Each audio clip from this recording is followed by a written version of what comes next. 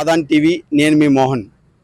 Janasena party నిర్వహిస్తున్న జయకేతన మహాసభ కోసం ఏర్పాటు చేసినటువంటి గేట్లు ఏవైతే ఉన్నాయో, అంటే ప్రధాన ద్వారాలకు ఉన్నటువంటి గేట్స్ అన్నీ కూడా వినూత్నంగా వాళ్ళు ఆవిష్కరణ చేశారు. ఎందుకంటే ఇప్పటి వరకు ఎవరైనా సరే ఫ్లెక్సీలతో వీటితో ఆవిష్కరణ చేసినటువంటి గేట్స్ అన్నీ కూడా ఇప్పుడు వేరు సంస్కృతిని ఉట్టబడేలా, అంటే స్థానికంగా ఉండేటువంటి సంస్కృతి ఏదైతే ఉందో ఆ సంస్కృతిని ఉట్టిపడేలా ఏదైతే కొబ్బరి ఆకు ఉంటుందో దాంతో తయారు చేసినటువంటి చేపలతో ఈ గేట్లు తయారు చేసి అక్కడ ఉన్నటువంటి మీరు చూస్తూ ఉన్నారు, అక్కడ ఉన్నటువంటి ఆ గేట్లకి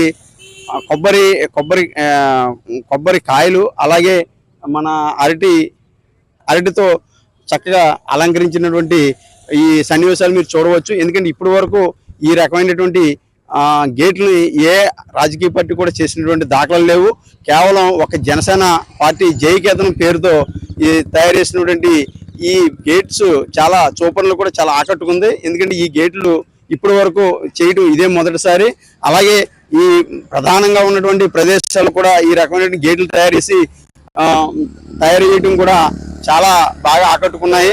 అంటే ఇది ఇంతే కాకుండా వీరు హైవే కానుకుని ఉన్నటువంటి ప్రాంతాల్లో కూడా జెండాలతో చేసినటువంటి వెల్కమ్ చాలా అద్భుతంగా అందరిని ఆకట్టుకునే విధంగా ఉంది. ఇది ఇక్కడ ఉన్నటువంటి రిపోర్ట్.